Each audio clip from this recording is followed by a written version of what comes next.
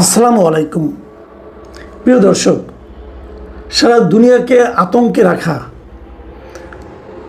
ইরানের সঙ্গে ইসরায়েল এবং যুক্তরাষ্ট্রের যে যুদ্ধ, সেই যুদ্ধের আপাত এক ধরনের সমাপ্তি ঘটেছে।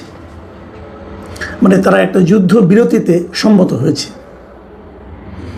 এবং এই যুদ্ধে ট্রাম্প দাবি করেছে যে তাদের নাকি পূর্ণাঙ্গ বিজয় হয়েছে। ট্রাম্পের এ সমস্ত অসংলগ্ন কথাবার্তা সারা দুনিয়ার মানুষ শুনতে শুনতে এখন আসলে অনেকটা ক্লান্ত। 40 দিন ছিল এই যুদ্ধ এবং এই যুদ্ধকে সারা দুনিয়ার যত বিশেষজ্ঞ আছে, এক্সপার্ট আছেন যুক্তরাষ্ট্রে এবং যুক্তরাষ্ট্রের বাইরের, তারা সবাই বলেছেন এটা ছিল যুক্তরাষ্ট্রের জন্য একটা অপ্রয়োজনীয় এবং ক্ষতিকর সংঘাত। এটা তাদের বক্তব্য, এই এক্সপার্টদের বক্তব্য। যুক্তরাষ্ট্রের ভেতরেও বাইরেও যুক্তরাষ্ট্র এখানে বিলিয়ন বিলিয়ন ডলার ব্যয় করেছে। এ পর্যন্ত যতটুকু হিসাব পাওয়া গেছে 26 থেকে 30 বিলিয়ন ডলার যুক্তরাষ্ট্র এই যুদ্ধে ব্যয় করেছে প্রত্যক্ষ এবং পরোক্ষভাবে। এর বিপরীতে ইরানের কী পরিমাণ ক্ষেপণাস্ত্র, ইরানের তো ক্ষেপণাস্ত্র কিছু ছিল, তা তো যুক্তরাষ্ট্রকে এই ক্ষেপণাস্ত্রগুলি প্রতিরোধ করেছে। দেখা গেছে ইরানের যা ক্ষেপণাস্ত্র ছিল তার মাত্র 30 থেকে 40% ক্ষেপণাস্ত্র তারা ব্যবহার করেছে। তার মানে তারা 40 দিন যুদ্ধের পরেও তাদের অর্ধেক ক্ষেপণাস্ত্র শেষ হয় নাই। আর এর মধ্যে তারা নিজেরাও ক্ষেপণাস্ত্র প্রস্তুত করছিল, উৎপাদন করছিল। কাজে এই যুদ্ধ না থামালে যুক্তরাষ্ট্র যে খুব একটা সুবিধা করতে পারত তা কিন্তু নয়। অনেকেই বলছে যুক্তরাষ্ট্রের এত ব্যয় হলো কেন? এত ব্যয় হলো এই কারণে যে, মনে করেন একটা বলা হচ্ছে যে ইরানের যে ড্রোনগুলি ছিল এটা তো ইরান নিজেরা বানিয়েছে, অত মূল্যবানও না, কিন্তু এই ড্রোনগুলোকে থামাতে যুক্তরাষ্ট্রের মহামূল্যবান একটা ক্ষেপণাস্ত্রকে ব্যবহার করতে হয়েছে। তো যে কারণে যুক্তরাষ্ট্রের ব্যয় হয়েছে অনেক অনেক বেশি। এবং সব মিলিয়ে অবস্থানটা হলো ট্রাম্পের একটা শোচনীয় পরাজয়। এটা ট্রাম্পের নিজের দেশ এবং ট্রাম্পের যা নাকি মিত্রদের যারা আছে এবং বাইরের যাদের দেশ আছে, সারা বিশ্বের কাছে এটা এখন স্পষ্ট যে এই যুদ্ধে ট্রাম্প চূড়ান্তভাবে শোচনীয়ভাবে পরাজিত হয়েছে। এর মাধ্যমে ট্রাম্পের দেশে মানে যুক্তরাষ্ট্রে ট্রাম্পের জনপ্রিয়তা ধস নেমেছে, জ্বালানি তেলের দাম বেড়ে গেছে, জীবনযাত্রার ব্যয় বেড়ে গেছে এবং ট্রাম্পের সারা দেশে যে জনমত জরিপ করা যেটা হয়, মানে তার যে এইগুলি পোলিং যেগুলো হয়, সেখানে তাদের একটা অ্যাপ্রুভাল রেটিংয়ে তাদের মানে ট্রাম্পের অনেক কমে গেছে। এখন বোধহয় সেটা 36% নেমে এসেছে। এবং একাধিক জরিপে দেখা গেছে, বিশেষ করে পিউ রিসার্চ সেন্টার নামে একটা প্রতিষ্ঠান আছে ওদের, ওরা একটা জরিপ করে দেখিয়েছে যে এই যুদ্ধে যুক্তরাষ্ট্রের 61% মানুষ ট্রাম্পের ভূমিকা নিয়ে অসন্তুষ্ট ছিলেন। বিশেষ করে তরুণ ভোটার এবং স্বতন্ত্র ভোটাররা এই যুদ্ধের তীব্র বিরোধিতা করেছে। এখন প্রশ্ন হলো যে ট্রাম্পের এই অবস্থা কেন? ট্রাম্পের অনেকে বলছেন যে ট্রাম্পের মানসিক সমস্যা আছে। তার মানে একজন মনোবিজ্ঞানীর একটা বক্তব্য পড়লাম, তিনি বলেছেন যে ট্রাম্পের বাবার নাকি অ্যালজাইমার রোগ ছিল, উনি নাকি ভুলে যেতেন কি হচ্ছে না হচ্ছে, এবং সেই রোগের অনেকটা প্রভাব তারা ট্রাম্পের মধ্যেও কিন্তু দেখতে পাচ্ছেন। এলোমেলো কথা, এবং ওনার একটা কথা যুদ্ধের একদম শেষ পর্যায়ে এসে একটা মানে ভয়ঙ্কর কথা বলেছেন। ওনার ট্রুথ সোশ্যাল নামে ওনার নিজস্ব যে এটা আছে সোশ্যাল মিডিয়া, সেখানে উনি বলেছিলেন যে উনি নাকি আর তার যে একটা সে আলটিমেটাম দিয়েছিল, যে আলটিমেটাম না মানে তাহলে পুরো ইরানের সভ্যতাটাকে উনি ধ্বংস করে দেবেন। এখন একটা সভ্যতাকে আপনি ধ্বংস করবেন কীভাবে? তাহলে উনি আসলে পারমাণবিক বোমা নিক্ষেপের একটা হুমকি দিয়েছিলেন। এবং এই যে ট্রাম্পের বক্তব্য, এই কথাটাকে দেশের অভ্যন্তরে এবং বাইরে সবাই কিন্তু বলছেন যে এটা একটা গণহত্যামূলক এবং অসংলগ্ন আচরণ। এবং সে কারণে দেশের মধ্যে আমেরিকাতে এরই মধ্যে ট্রাম্পকে ইমপিচমেন্ট করার জন্য, অভিশংসন করার জন্য একটা দাবিও কিন্তু এর মধ্যে উঠেছে। এখন প্রশ্ন হচ্ছে, অনেকে বলে যে এই যুদ্ধে আসলে ট্রাম্প পারল না কেন? এত বড় শক্তি হওয়া সত্ত্বেও ট্রাম্পের আসলে দুর্বলতাগুলি কোথায় ছিল? মানে যুক্তরাষ্ট্র এবং ইসরায়েলের কেন তারা ইরানকে পরাজিত করতে পারলো না?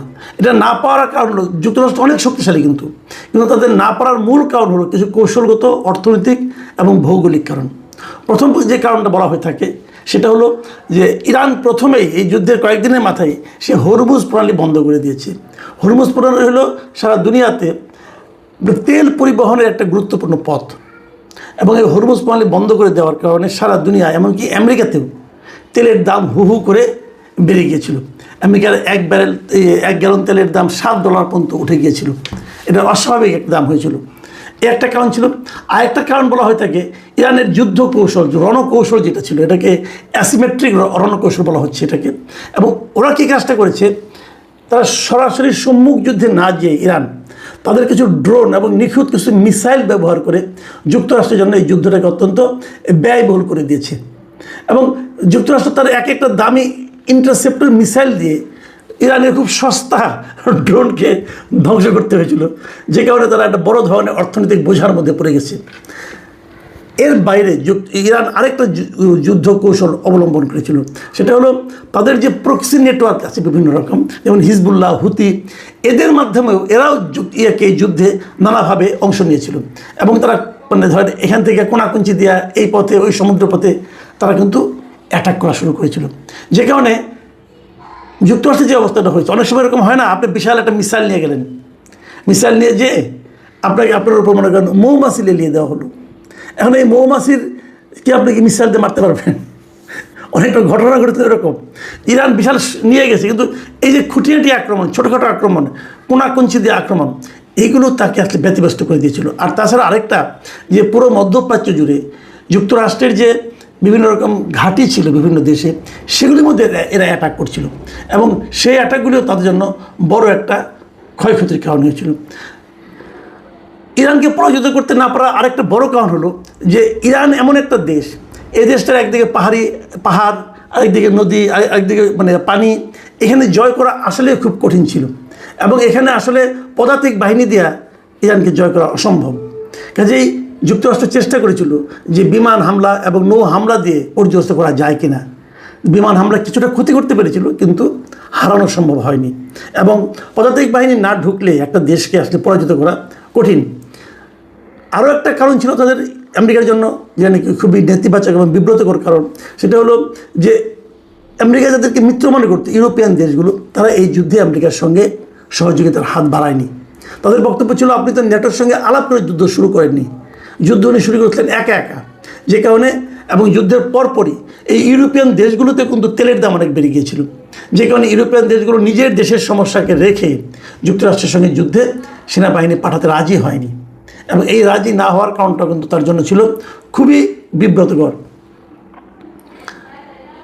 আর সবচেয়ে যেটা বড় কারণ ছিল যে যুক্তরাষ্ট্রের অভ্যন্তরে, মানে যুক্তরাষ্ট্রের মধ্যে সে রাজনৈতিকভাবে এই যুদ্ধকে নিয়ে বড় একটা চাপের মধ্যে পড়ে গিয়েছিল।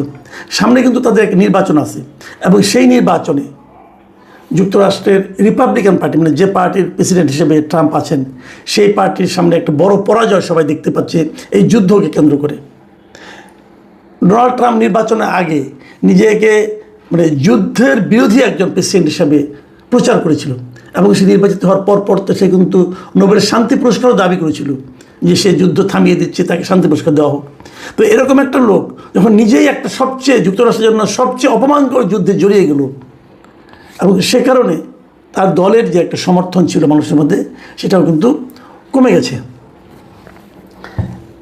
এবং সবচেয়ে যে ক্ষতিটা হয়েছে যুক্তরাষ্ট্রে, তারা যে উদ্দেশ্য নিয়ে গিয়েছিল যে ইরানের পরমাণু কর্মসূচিকে চিরদিনের জন্য বন্ধ করবে, ইরানকে পদানত করবে, ইরানের নিজেদের শাসন বসাবে, তার কোনোটাই অর্জন হয়নি। বরঞ্চ হরমুজ প্রণালীতে এখন ইরান বলছে এখানে তারা টোল বসাবে, এবং যদি তার টোলটা বসাতে পারে, এখান থেকে যত জাহাজ যাবে সে টোল নেবে, এবং খুব দ্রুতই তাদের যে অর্থনৈতিক ক্ষয়ক্ষতি হয়েছে এই টোল দিয়ে তাতে সেটাকে মানে আপনার কভার করতে পারবে। আর যুক্তরাষ্ট্রের অবস্থা, তারা এরই মধ্যে তাদের সামরিক ব্যয় প্রায় 1.3 ট্রিলিয়নের মতো তারা করার জন্য আগামী বাজেটে প্রস্তাব দিয়েছে, যা নাকি সারা মানে যুক্তরাষ্ট্র জুড়ে একটা ব্যাপক আতঙ্কের তৈরি করেছে। কারণ এত টাকা যদি সামরিক ব্যয় করতে হয়, তাহলে কিন্তু অন্যান্য প্রয়োজনীয় খাত, শিক্ষা, স্বাস্থ্য, ওই সমস্ত খাতে কিন্তু বরাদ্দ আরও অনেক কমে যাবে। প্রিয় দর্শক, আমরা সবাই জানি যে অনেক শক্তিশালী দেশ আমেরিকা, যুক্তরাষ্ট্র সারা দুনিয়াতে সবচেয়ে শক্তিশালী দেশ।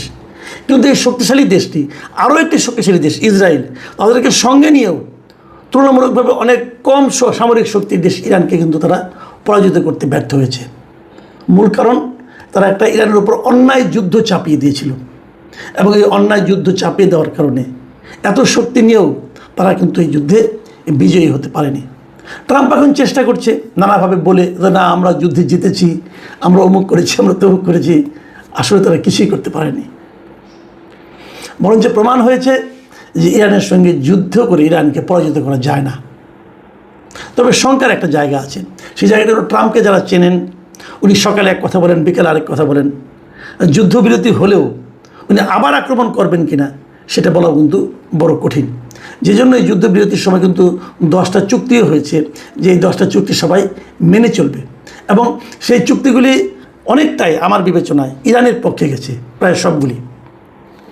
তারপরেও এই চুক্তি ট্রাম্পের পক্ষে না মেনে কোনো উপায় ছিল না। আমরা জানি না এখান থেকে ট্রাম্প এবং যুক্তরাষ্ট্রের শিক্ষা কতটুকু হবে। আগামীতে সারা দুনিয়াতে এই যে আতঙ্ক সৃষ্টিকারী যুদ্ধগুলো এভাবেই চলতে থাকবে নাকি চলবে না, এটাও আমরা বুঝতে পারছি না। তবে আমাদের জন্য স্বস্তির খবর একটাই, এবার হয়তো তাহলে মধ্যপ্রাচ্য থেকে তেলের সরবরাহটা একটু নিয়মিত হবে এবং আমাদের এখানে যে সংকটের আশঙ্কা আমরা করছিলাম সেটা হয়তো সাময়িকভাবে আপনার চলে যাবে। প্রিয় দর্শক, এখন এই পর্যন্তই। আল্লাহ হাফিজ।